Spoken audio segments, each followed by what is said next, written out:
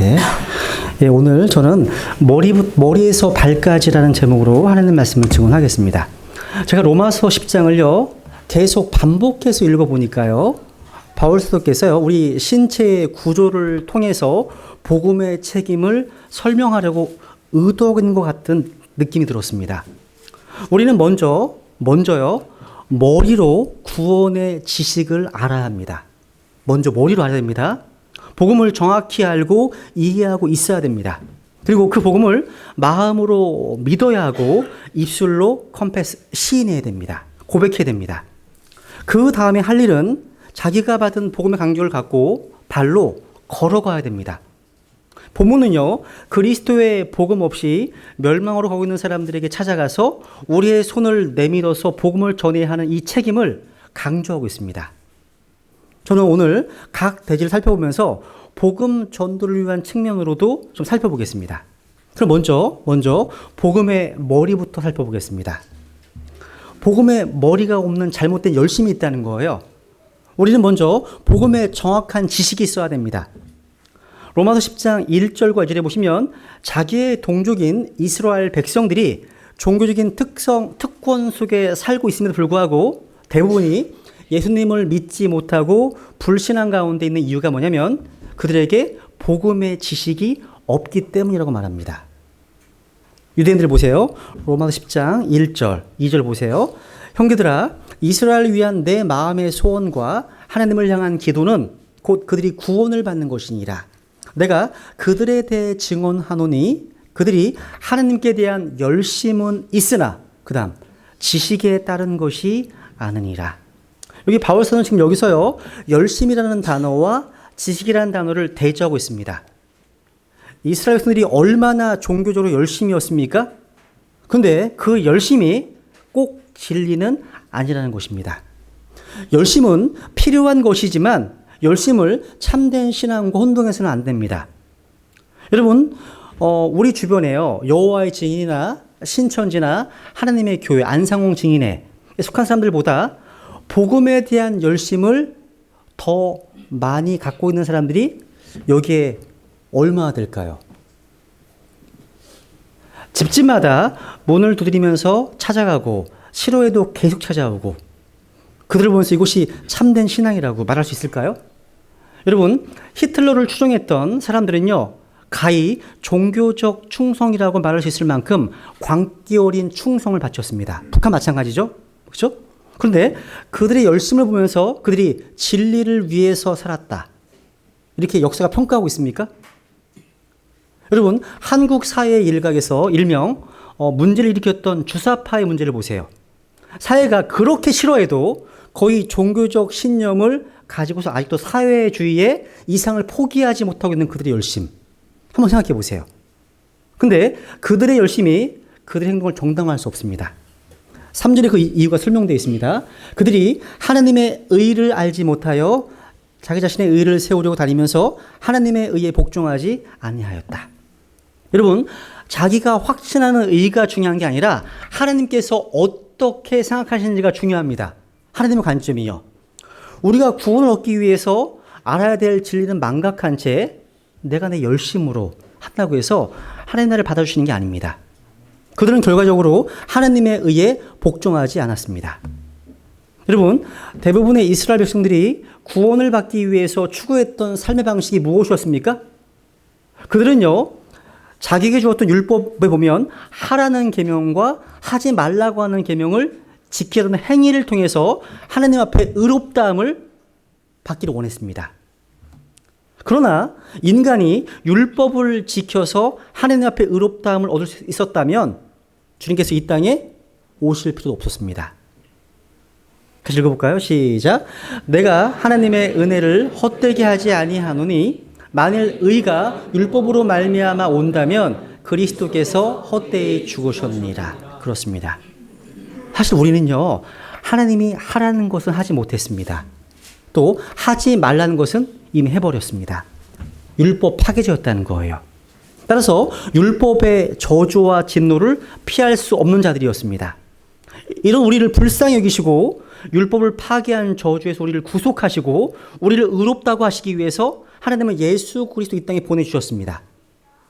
율법을 지키려는 행위로 의롭다함을 얻을 수 없었던 우리들이 예수 그리스도로 말미암아 죄 사함을 받고 의를 얻을 수가 있다는 것이 얼마나 놀라운 복음입니까? 근데 유대인들은 이 하나님의 말씀은 제쳐놓고 열심만 냈다는 거예요. 그들은요, 하나님을 위한다는 명분으로 열심을 냈습니다. 명분은 좋죠. 사실 하나님을 위한 열심은요, 좋은 거예요. 우리가 잘 아는 바와 같이 신앙생활에 있어서 열심 그 자체가 나쁜 것은 절대 아닙니다. 누구든지 열심이 없으면 하나님을 섬길 수가 없습니다. 우리 가운데 혹시 마음이 미지근한 분들이 계시다면, 또 마음이 뜨겁지 않은 분들이 계시다면 제가 한마디 드리고 싶습니다. 열심이 없이는 하나님을 섬길 수 없습니다. 여러분, 불 꺼진 엔진이 아무것도 움직이지 못하듯이 열심이 없는 신앙은 아무것도 내지 못합니다. 그런데 열심이라고 해서 다 건전한 것은 아닙니다. 이스라엘 사람들이요, 하나님을 섬긴다고 떠버린 열심은요, 가히 극성이라고 할 만큼 대단한 것이었습니다.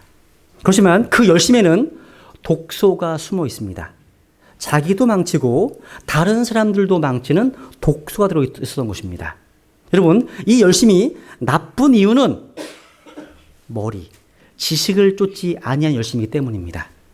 하나님의 의를 쫓지 않은 열심이기 때문입니다. 다른 말로 하면 그들의 열심은 성경을 모르는 무식한 열심이란 뜻일 겁니다. 무식한 열심. 이전 교회에서 여러분 열심을 내셨습니까? 티켓 좀 파셨습니까? 이런 열심들. 우리 집을 한번 보세요. 유대인처럼요, 잘못된 열심을 가지고 극성을 부리는 사람들이 어디 한둘입니까? 여러분, 제가 보기에 종교나 어떤 사상, 교리가 잘못된 것일수록 거기에 빠진 사람들은 더 무서운 광신자가 되는 것을 봅니다. 여러분, 제가 기독교 역사, 교회사를 보니까요, 열심이 없어서 망한 자보다 잘못된 열심 때문에 망하는 자가 훨씬 많습니다. 잘못된 신앙, 잘못된 교리는요, 그 사이비성을 감추기 위해서 추종자들에게 극단적인 열심을 강요합니다. 그러시면 누가 따르겠습니까? 유대인들이 그랬던 것처럼요, 오늘날 이단에 빠진 사람들의 열심은 그 자체가 그들이 진리에서 떠나 있음을 증명하는 겁니다. 제가 보기에는 말씀에서 떠난 이런 열심, 이 무지에서 비롯된 이 극성은 치료할 약이 없는 것 같아요. 여러분, 우리의 머리는 차가워야 됩니다. 쿨헤드, 냉철해야 됩니다. 근데 우리의 가슴은 따뜻해야 돼요. 근데 머리가 뜨거워 있어. 머리가 뜨거워요.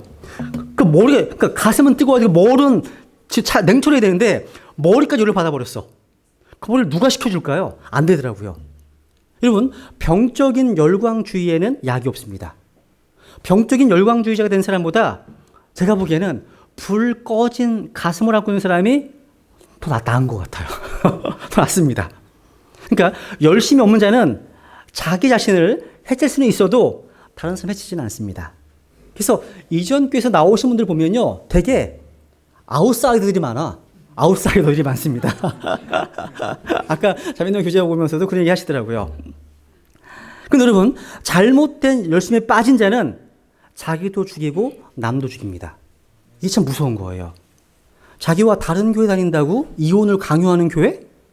복음을 위한다는 명목으로 교회당을 지키기 위해서 성도들의 재산을 강탈하고 노동력을 착취하는 행위? 거기서 속는 사람도 문제지만 속이는 사람에게 화가 있을 겁니다. 하나님이 심판하실 겁니다.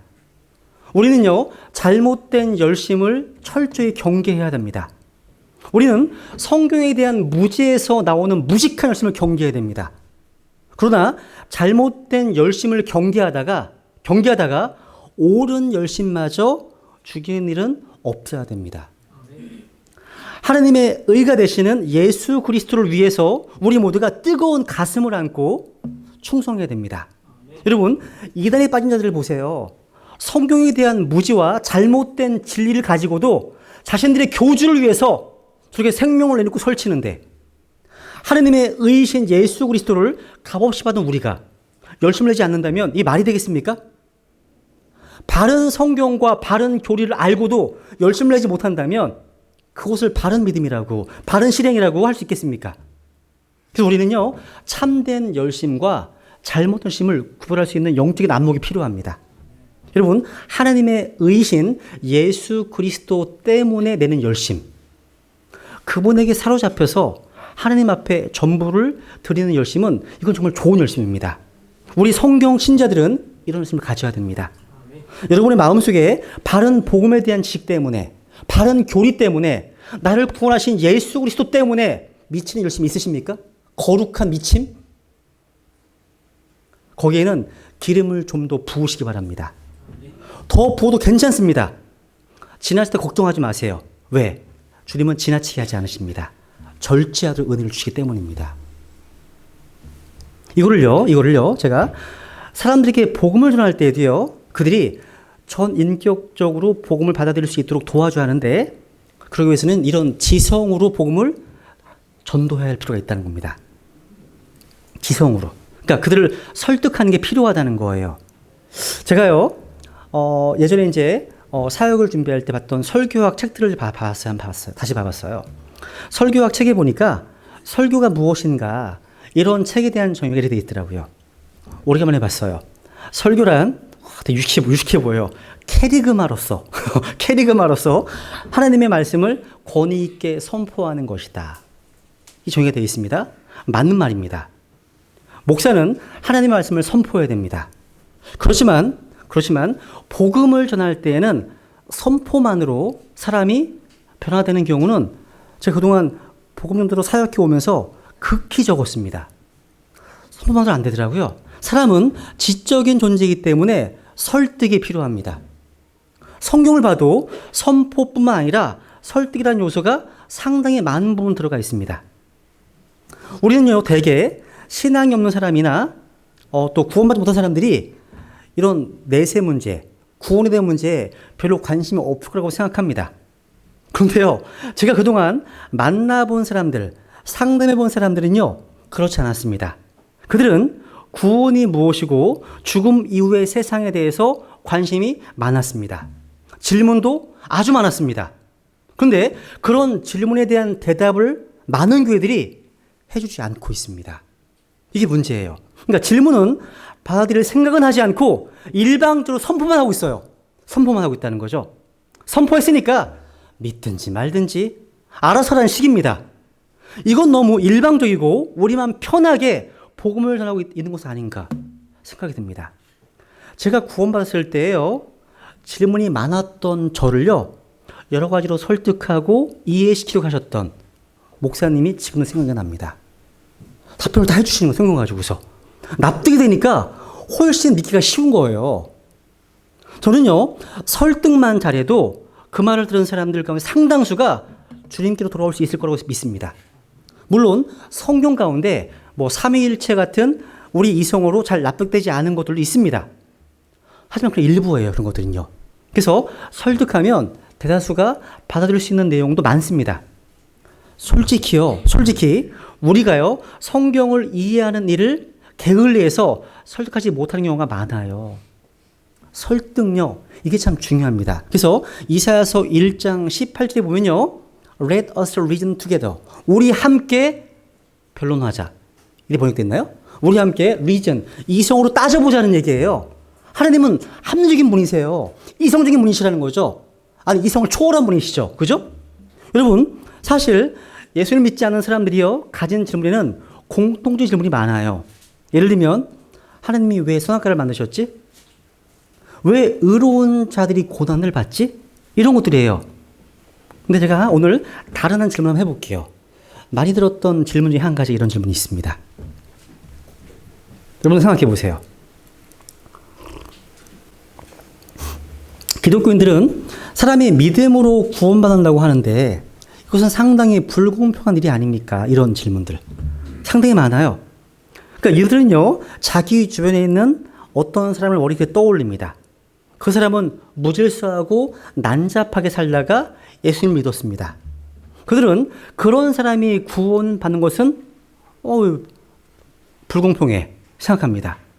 어떻게 그렇게 악한 일을 향한 사람이 단지 예수님을 믿었다고 구원받을 수 있나 하는 겁니다. 반대로 간디 아시죠? 간디 아시죠? 이 간디처럼 탁월한 도덕성을 가진 사람이 예수님 믿지 않아서 구원받지 못한다는 것? 너무 불공평하지 않아? 이렇게 묻는 거예요. 그래서 믿음으로 구원받는다는 교리는 말이 안 된다는 거예요. 이렇게 얘기하는 거예요. 여러분, 행위로 구원받는 일은 공평한 일이고 믿음으로 구원받는 것은 불공평한 일입니까? 한번 생각을 해봐요. 나영석 형제가요, 종교를 하나 만들었어요. 일명 행위구원교야. 행위구원교. 그러니까 행위로 구원받는다는 의미로 이런 종교를 만든 겁니다. 이제 구원의 교리를 세우기 시작합니다. 선행을 하면 구원을 받는다고 정해놨습니다. 근데 선행에 뭐가 있어야 돼요? 기준이 있어야 할 거 아닙니까? 그 기준을 횟수로 정해서 횟수로. 선행을 100번 이상 한 사람은 구원해주고 100번 미만한 사람은 구원해주지 않기로 했습니다.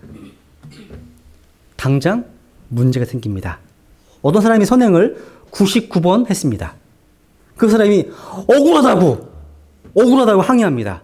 이럴 수가 있냐고. 101번 한 사람은 구원받고 자기는 구원받고 이렇게 얘기할 거 아닙니까? 그죠? 난 딱 하나 모자라는데 구원해지지 않는 것은 불합리한 아닙니까? 그래서 제가요, 마음이 약해졌어. 그래서 90번으로 낮췄어요. 그 문제 해결됩니까? 아닙니다. 89번 선행한 사람이 와서 항의합니다. 다시 기준을 80번으로 낮추니까 이제 79번 선행한 사람이 항의합니다. 그러니까 이 종교는요, 시작부터 무너지고 있습니다. 그러니까 행위로 구원받는다는 것은 기준이 애매모호해요. 오히려 더 많은 사람들이 용납할 수 없습니다. 또 하나, 행위로 구원받는다고 할 때요, 문제점은 선행이라는 것도 환경이 유리한 사람이 베풀기도 쉽습니다. 예를 들어서요, 생각해 보세요. 비유를 하면 알겠지. 돈 많은 사람이 구제하는 것이 더 편해요? 먹고 살기 힘든 사람이 구제하는 게 더 편합니까? 또 건강한 사람은 여기저기 다니면서 선한 일을 할 수 있지만 평생에 누워 있어. 자기 몸 하나도 추스르기 힘들어. 남에게 선행을 베풀기가 어렵습니다. 여러분, 남에게 지식을 나눠주는 선행 생각해 보세요. 여기 머리 좋고 공부 잘하는 여기 혜민자매 같은 사람은 그냥 자기가 가진 실력으로 남을 가르쳐주면 되지만, 하나를 들이면 지금은 10개 헷갈리는 저 같은 사람이 남을 가르치는 건 불공평한 거예요, 이거는요.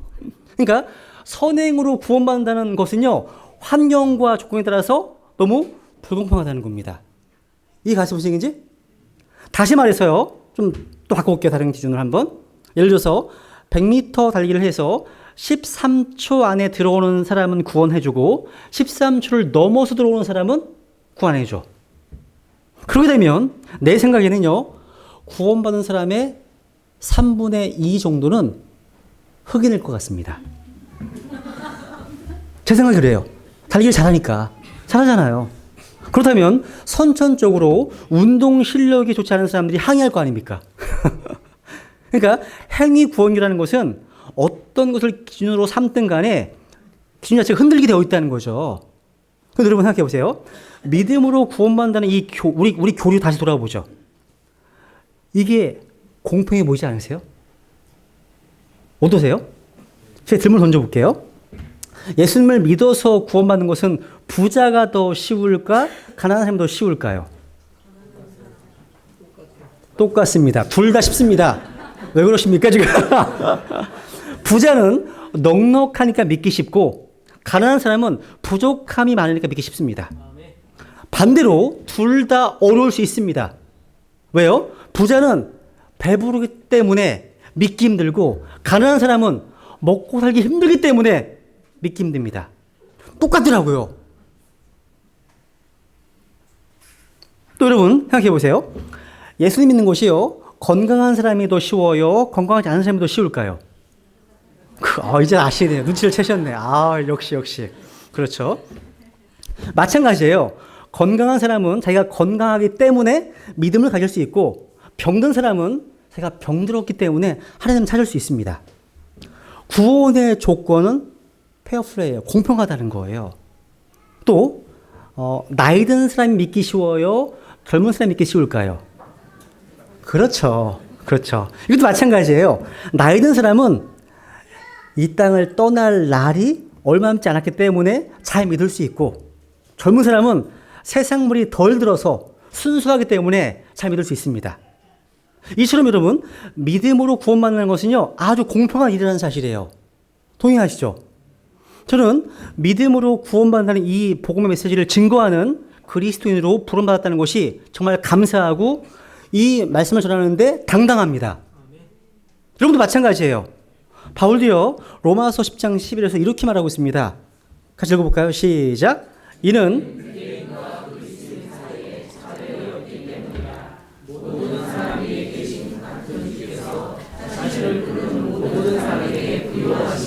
그렇습니다.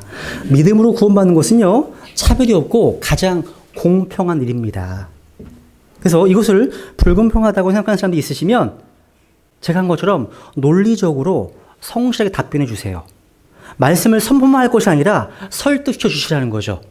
그러기 위해서는요, 예수 그리스도의 증인으로서 성경을 공부하는 일에 열심을 내십시오. 제자 훈련처럼요, 복음 증거를 위해서도 훈련이 필요합니다. 사람은 지적인 존재이기 때문에 설득이 필요합니다. 그래서 제가요, 92년도에 구원받고 나서요, 지금까지 자료를 수집하는 거예요, 계속해서. 필요하거든요, 어떤 사람들에게는요. 두 번째,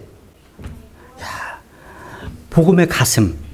우리는요, 복음을요, 마음으로 믿어서 구원받았다면, 구원받았다는 외적인 표현으로 예수님은 나의 구주시고 나의 주님이십니다, 이렇게 입술로 고백하게 됩니다. 여러분 다 고백할 수 있으시죠? 신앙 고백. 축제 해오셨나? 네, 감사합니다. 근데 여러분, 이 사실을 믿지 않으면서도 립 서비스만 할 수 있어요. 입술로만. 사람들이 종교적 환경에 익숙해지면 종교적 모방을 능히 할 수 있습니다. 남들처럼 기도하는 척하고 남들처럼 신앙 고백도 할 수 있고요. 성경 말씀을 또 외우기도 합니다. 정말 내 입술의 고백이 진짜가 되기 위해서는요, 마음으로부터 그 사실을 믿고 있느냐가 중요합니다. 로마 10장 9절 같이 읽죠. 시작. 내가 만일 내 입으로 주 예수님을 시인하고 하나님께서 그분을 죽은 자들로부터 살리신 것을 내 마음속으로 믿으면 구원을 받으리니. 여러분, 성경에 보면 본래 마음에는 세 가지 요소가 있습니다. 인간의 지성과 감정과 의지가 있습니다. 화요일 날 공부했습니다. 여러분, 우리가 앞에서요, 복음의 진리를 알아야 한다고 했을 때 그것은 대부분 우리의 두뇌를 통해서 이루어진 작용입니다. 그런데 내가 어떤 구원에 대한 지식을 갖게 되었다고 구원받는 것은 아닙니다.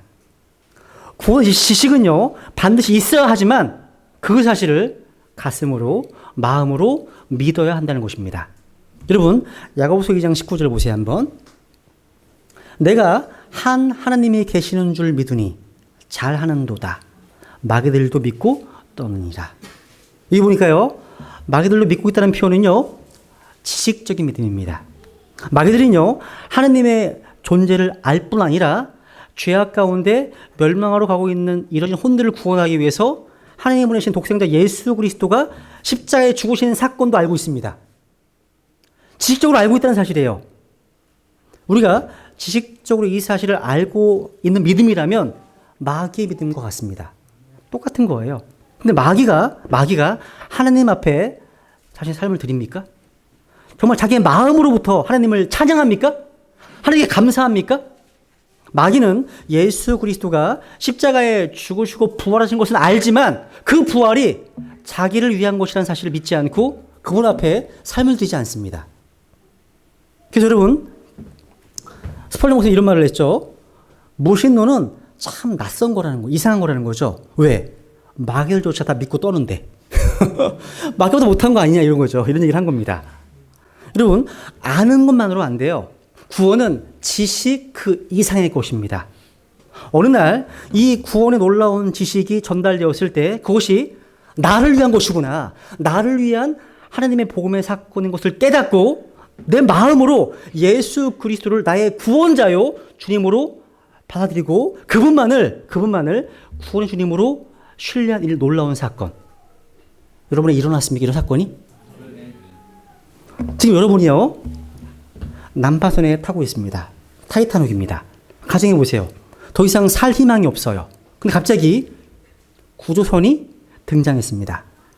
이 난파선에 있는 사람들은요, 구원을 받기 위해서는 우선 구조선이 왔다는 사실에 대한 지식이 있어야 됩니다. 그런데 아는 것만으로는 충분하지 않습니다. 이제 난파선에서 어떻게 돼요? 구조선으로 옮겨 타야 됩니다.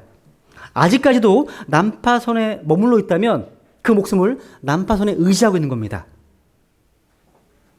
이제는 내가 의지하던 난파선에서 벗어나서 내 목숨을 어디다 맡겨야 되는 거예요? 구조선에 맡겨야 됩니다. 예수 그리스도만이 나의 구주요 주님이라고 고백하면서 그분만을 의지하는 사건이 여러분의 생애 속에 일어난 적이 있으십니까? 여러분, 입술로 시인하는 그 고백이요, 진정 고백이 되기 위해서는 마음으로 믿어야 됩니다. 마음으로요. 다시 한번 읽겠습니다. 시작. 내가 만일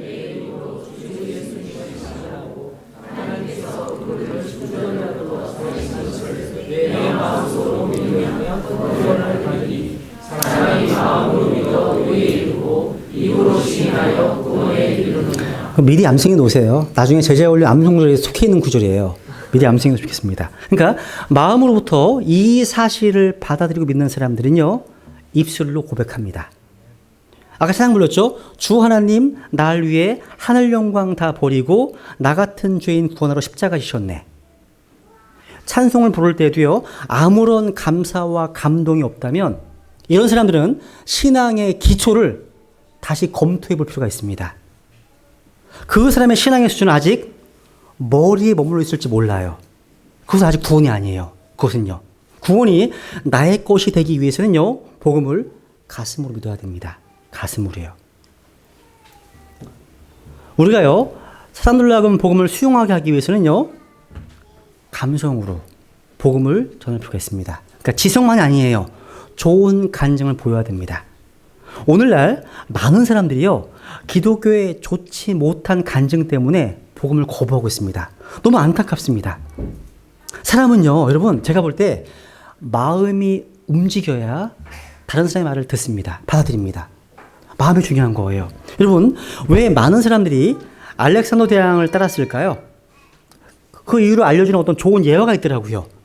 알렉산더가요, 부하들과 함께 사막을 횡단하고 있었습니다. 부하들이요, 목마른 알렉산더 대왕에게 자신들이 가진 마지막 물을 바쳤습니다. 알렉산더는요, 부하들도 목마르다는 사실을 알고 땅바닥에 물을 다 부어버렸습니다. 목마르면 같이 목마르고 힘들면 같이 힘들자. 우리 끝까지 함께하자. 이런 메시지를 전달했던 것입니다. 거기서 부하들이 감동을 받고 힘을 내서 함께 그 사막을 빠져나올 수 있었다고 하는 거예요. 사람은요, 인격적인 존재이기 때문에 감동을 받으면 마음을 엽니다. 어떤 교회는 사람을 사람 취급을 안 한대요. 그런 교회가 있나 봐요. 우리가요, 복음을 전할 때도요, 그렇고 삶의 모든 영역에서 사람들 만날 때 놓쳐서는 안 될 중요한 것이 있습니다. 바로 인격적인 접근을 해야 한다는 겁니다. 예의를 지키면서 공손하게 다가서야 합니다. 특히 가족 구원이나 우리가 잘 아는 사람들에게 복음을 전해지려면 지성적인 복음 전도만으로 안 돼. 말만으로 안 되는 거예요. 뭐예요? 좋은 간증과 좋은 본을 보이는 게 필요하다는 겁니다. 이런 찬송가 있잖아요. 생각나는 게 나의 입술은 주님 닮은 듯하나, 그 다음 뭐죠? 삶은 아니라는 거죠. 어쩌거나. 네, 여기 두 구절 비교해 볼게요. 이 가다라 지방의 마귀 들린 자가 예수님 만나고 나서 주님께서 이런 말씀하셨습니다.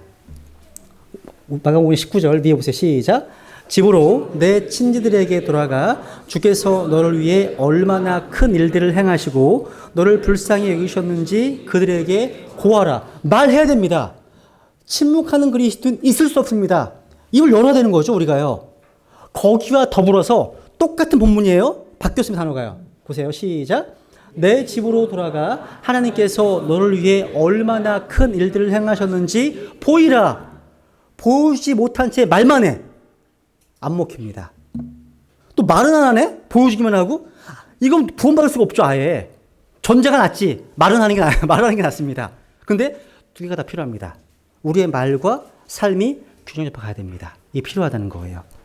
세 번째, 복음의 입입니다. 입으로 고백하는 거죠. 그러니까 여러분이 마음으로 믿었다면 입으로 시인하는 것은 자연스러운 결과입니다. 지금까지 사람들이요, 지적으로 또 감정적으로 복음을 수용할 수 있도록 해야 한다고 말씀드렸습니다. 이건 입의 고백은 바로 의적인 측면을 살피는 겁니다. 우리에게도 필요한 겁니다. 우리의 신앙생활에서 이 부분이 많이 부족해 보여요. 우리는 자신의 믿음을 의지적으로 고백하는 부분이 약합니다. 구원 간증 하셔야 됩니다. 하셔야 됩니다. 입술로 고백한다고 말씀하시잖아요. 로마 10장에서는요, 믿는 바를 입으로 시인하는 것을 무척 강조하고 있어요. 여러분, 믿는 바를 입으로 시인하잖아요? 거기에 능력이 나타납니다. 중요합니다. 말에는 능력이 있어요. 예수님도요, 복음서 보시면 병든 자를 고치실 때 그냥 낫게 하지 않으셨습니다. 내가 낫기를 원하느냐 물으십니다. 항상. 뻔한 거죠. 병자가 낫기를 원하지 않겠습니까?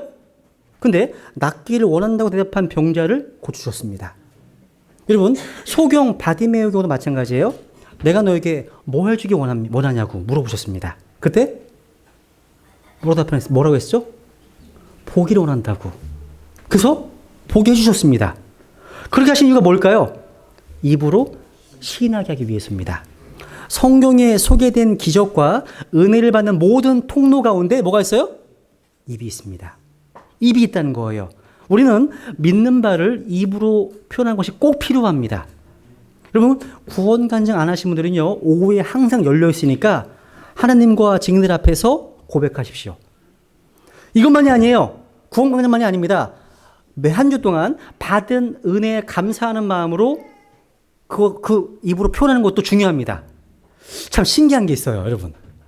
참 묘하게도요, 하나님께서 주신 은혜와 감격을 말하는 것은 절제를 잘해. 절제하면서도요, 문제가 생겨서 원망하는 마음, 불평하는 마음, 답답한 마음이 있을 때는요, 토로를 너무 잘해요. 여러분 생각해 보세요. 전화를 하셨는데 감사한 내용을 2시간 동안 말하는 치를 본 적이 없어요. 없습니다. 근데 원망과 불평 같은 것은 얼마나 길게 얘기하는지 몰라요. 여러분, 그리스도인의 언어생활이라는 제목으로 설교했던 것처럼요, 우리 하나님은 말씀하신 하나님이시면서 동시에 히어링, 들으시는 하나님이십니다. 들으십니다. 하나님은요, 우리가 하는 말을 다 듣고 계십니다. 여러분, 속담 가운데 말이 씨가 된다, 이런 말 있죠? 하나님은 우리의 말대로 행하십니다. 여러분, 말의 힘은 놀랍지만요, 하나님을 향한 믿음을요, 입으로 고백할 때는 하늘로부터 능력이 임합니다. 여러분, 입술의 고백이 우리의 인생과 영혼을 결정 지을 수 있음을 잊지 마십시오. 항상 감사한 마음과 믿음을요, 입술로 고백하는 하나님의 백성이 되십시오. 여러분, 이런 입술의 힘이 얼마나 강했던지요, 성경에 보면 악한 마귀가 우리 입술의 고백을 막고자 하는 장면이 자주 나와요. 예를 들어서요, 구원받기 위해서 ABC 받아들이고 마음으로 믿고 뭐라고요? 고백하는 게 필요해요. ABC. 사도행전 4장 18절 보시면요, 그 당시에 공회원들이요, 베드로와 요한에게 이렇게 말합니다. 그들을 불러 그들에게 예수님의 이름으로 결코 말하지도 말고 가르치지도 말라고 명령하니라. 다른 말로 이런 거죠. 마음으로 믿는 것은 내가 봐줄 테니까 제발 입만 다물어라. 이런 얘기예요. 이런 얘기입니다.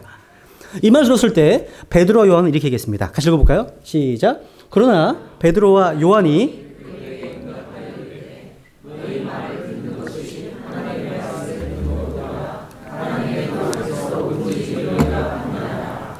우리가 보고 들은 것들을 말할 수밖에 없노라 하니라.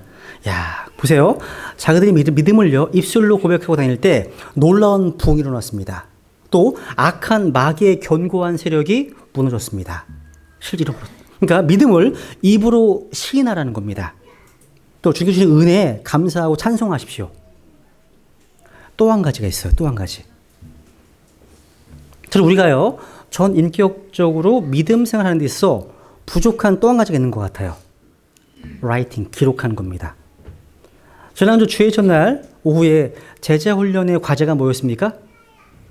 사도행전 22장의 근거에서 자신의 구원 간증과 신앙 고백을 써오시는 거였죠. 써오셨습니까? 소리가 작아 이건 좀. 여러분, 믿는 바를 입으로 고백할 뿐만 아니라 기록하는 것도 아주 중요합니다. 여러분, 이스라엘의 국민교육 헌장이라고 할 수 있는 쉐마에 보면 이런 말씀이 있습니다. 보세요. 신명기 6장 6절. 이날 내가 내게 명령한 이 말씀들을 내 마음속에 두고 또 내 집의 기둥과 내 문에 뭐라고요? 기록할지니라. 기록하라는 거예요. 이 구절에는요, 기록에 강력한 힘이 암시되어 있습니다. 여러분, 노트가 필요합니다. 항상. 세절할 때 뭐가 필요하다고요? 펜, 노트가 필요해요. 적으시라는 거예요. 생각은 머리로만 하는 것이 아닙니다. 생각한 것을요, 손으로 기록할 때 생각이 더 정교해지고 그냥 머릿속에 있을 때와는 다른 능력이 나타나기 시작합니다. 실제 그렇습니다. 기록해보지 않는 한 우리가 안다고 생각하는 것들이 실제로 아는 게 아닐 수 있습니다. 적어보면 알아요. 여러분, 이런 말이 있어요. 그러니까 지금하면 이런 거예요. 당신이 기록하는 최악의 것이 당신이 기록하지 않는 가장 좋은 것보다 더 좋습니다. 다른 말 이런 말이겠죠. 선명한 기억보다 흐릿한 메모가 낫다. 이런 말 들어보셨죠? 적으셔야 삽니다. 적자 생존입니다. 여러분, 학생 시절에요. 제가 그랬어요. 제가 시험 보러 할 때 교과서 내용을 눈으로 보면 다 아는 것 같아. 다 안 해, 뭐. 다 해. 일찍 자, 그리고. 근데 이상하게 시험 문제로 나와서 풀려고 하면 안 풀려 잘. 그러지 않으셨어요, 여러분도? 특히요, 수학 문제는요, 딱 보고 아는 것 같아. 풀이를 딱 보면서, 그렇지. 풀고 아는 것 같아. 막상 풀려고 하면 중간에서 막히더라고요. 손으로 풀어봐야 돼. 써봐야 한다는 거죠. 그러니까 기록하지 않으면 진짜 내 것이 안 된다는 거예요. 그래서 노트에 메모하는 습관이 좋은 겁니다. 여러분, 우리의 두뇌 속에 있는 생각은 굉장히 애매모호해요. 그것을 기록할 때 비로소 자신과 대화할 수 있습니다. 여러분, 책을 읽잖아요. 예전에 제가 책을 읽을 때 책을 읽잖아요. 읽으면 되게 좋은 감동적인 예화가 있잖아요. 그러면요, 표시를 다 해놔요. 해놓고 위에다가 제가 소황을 적어놔요. 그러면 나중에 생각나서 찾아보면 금방 생각이 나요. 메모해 놓은 것들은. 그냥 읽는 건 되게 편하게 읽을 수 있어요. 근데 읽을 때 한번 읽은 내용도 가운데 뭔가 유형을 위에 해보세요. 여백에다가. 내 거가 될 수 있어요. 이 좋습니다. 중요합니다.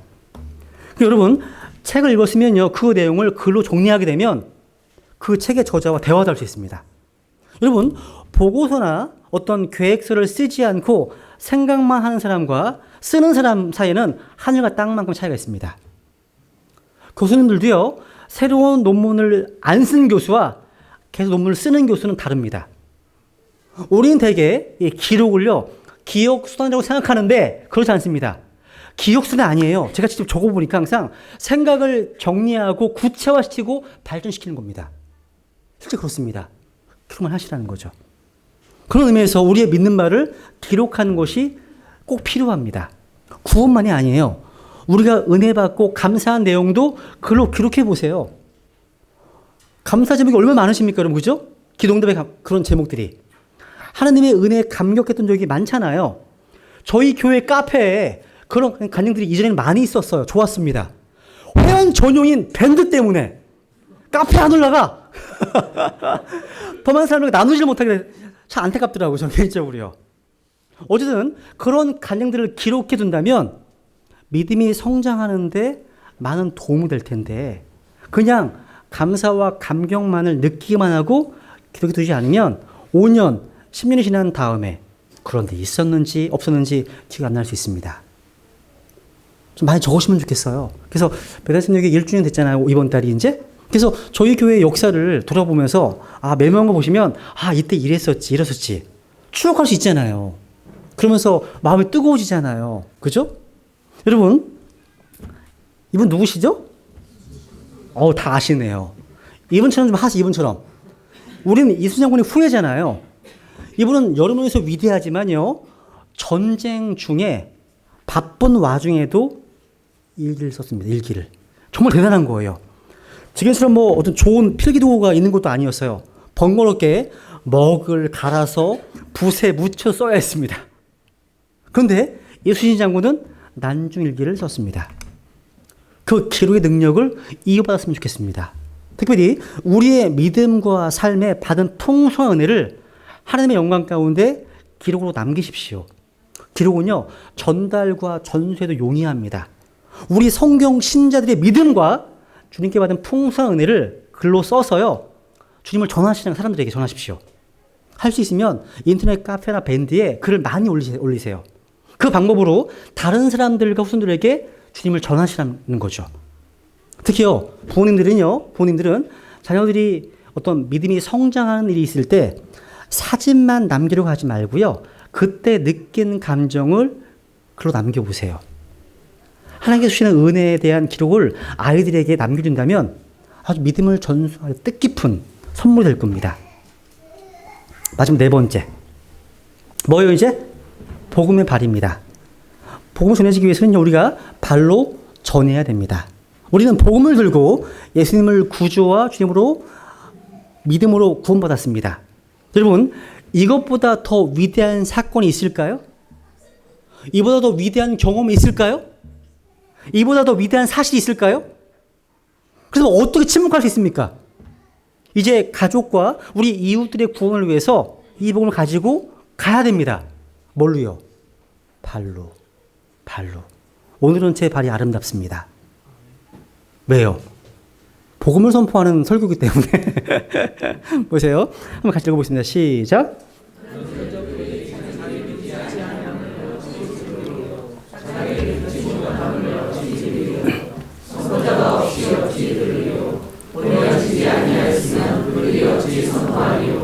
이것은 기록된 바 화평의 복음을 선포하며 좋은 일들의 바까운 소식을 가져오는 자들의 발이 어찌 그리 아름다움과 함과 같으니라. 발에서 꼬랑내가 나더라도요, 복음 전하는 발은 아름답습니다. 여러분, 1787년 어느 날 영국의 한 젊은이가 구원받았습니다. 구원의 감격 때문에 성경을 사랑하게 된 그 사람은요, 성경을 계속 읽고 또 읽었습니다. 그런데 성경을 읽는 중에요, 성경의 매 페이지가 복음을 전하는 선교의 책임을 강조하고 있음을 깨달았습니다. 아주 단순한 마음을 갖고 있던 이 청년은요, 기도하기 시작했습니다. 하나님, 아직 한 번도 복음을 듣지 못한 이 지구상의 사람들에게 저를 보내시고 복음을 전하게 하소서. 이분은요, 구체적으로 세계 지도를 만들어서 복음을 한 번도 접하지 못한 지역을 찾아 표시해 나가기 시작했습니다. 그뿐만 아니라 하나님이 자기를 어느 지역으로 보내실 것을 생각하면서 외국어를 배우기 시작했습니다. 이분은 직업이 구두 수송공이었습니다. 너무나 마음이 뜨거워져서요, 한 번은 목사님들의 모임을 찾아가서, 목사님들, 제가 성경을 읽다가 선교를 해야 한다고 하는 사실을 깨달았습니다. 이렇게 말했습니다. 그러자 그 자리에 참석하고 있었던 영국의 유명한 신학자였던 리앤드 박사님이 이렇게 얘기했습니다. 불을 꺼버렸습니다. 젊은이, 앉게. 하나님이 이방인들을 구원하기 원하신다면 자네가 없이도 얼마든지 할 수 있네. 그런 광신자 같은 소리를 하지 말게. 풀었다고 합니다. 이 젊은이는요, 그 소리를 듣고 그 자리에 다시 앉을 수밖에 없었습니다. 그렇지만 이분의 전기를 보니까요, 그가 그 당시 자리에 앉으면서 이런 고백을 했습니다. 마음속으로요. 박사님, 맞습니다. 하나님은 당신이나 제가 없이도 복음을 전할 수 있습니다. 그러나 제가 믿기에는 하나님은 당신이나 저를 통해서 그 길을 하기 원하십니다. 마음에요. 그리고 얼마 후에 자기와 동조하는 소수의 사람 도움을 받아서요, 인도로 가는 배를 탔습니다. 이 젊은이가 바로 현대 선교의 문을 열었던 유명한 윌리엄 켈입니다. 이 전기에 나온 내용이에요. 현대 선교의 아버지입니다. 켈입니다. 여러분, 가지 않는다면 누가 복음을 전하겠습니까? 전하는 사람이 없다면 어떻게 들을 수 있겠습니까? 듣지 못한다면 어떻게 믿을 수 있겠습니까? 믿지 못한다면 어떻게 구원 받을 수 있겠습니까? 이것은요, 멀리 있는 사람들에게만 해당하는 게 아닙니다. 날마다 우리 삶의 장애에서 만나는 복음 없이, 주님 없이 살고 있는 사람들에게 우리의 책임이 있는 거란 사실입니다. 본문 16절을 보세요. 보세요. 그러나 그들이 다 복음에 순종하지는 아니하였다. 이렇게 보냄받은 사람들에 의해서 복음이 선포됨에도 불구하고 대부분의 사람들은 이 복음을 거절하고 순종하지 않았습니다. 그런데 바울은 그들이 불순종한다 하더라도요, 물러설 수가 없었습니다. 내 생명이 끝나는 날까지 복음을 전하겠다. 모든 사람들에게, 누구에게나, 언제, 어디서든지. 이게 바울의 유일한 관심이었다는 사실입니다. 근데요, 우리 주님께서 주신 이 복음의 발, 이런 이 사명을 감당하려면 성령님에게 예민해야 됩니다. 요거 하나 이거 마치겠습니다. 성령님.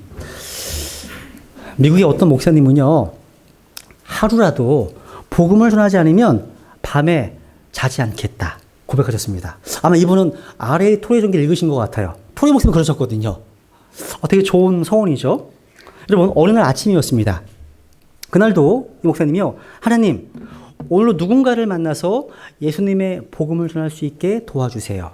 저의 발걸음이 아름다운 발이 될 수 있도록 도와주세요. 라고 기도하고 식당에 가셨습니다. 근데 그날 아침 웨이트리스의 서비스가 너무나 엉망이었다는 거예요.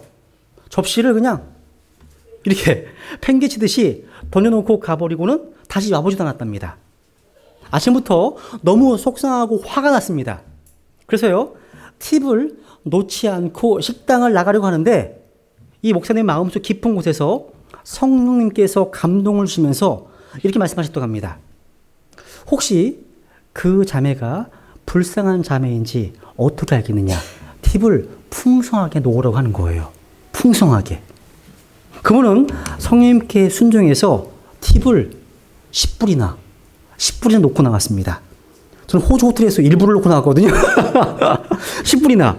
미국에서는요, 아침 식사에 10불이나 팁을 놓는 것은 거의 기적입니다. 기적에 속한 일이라는 거예요.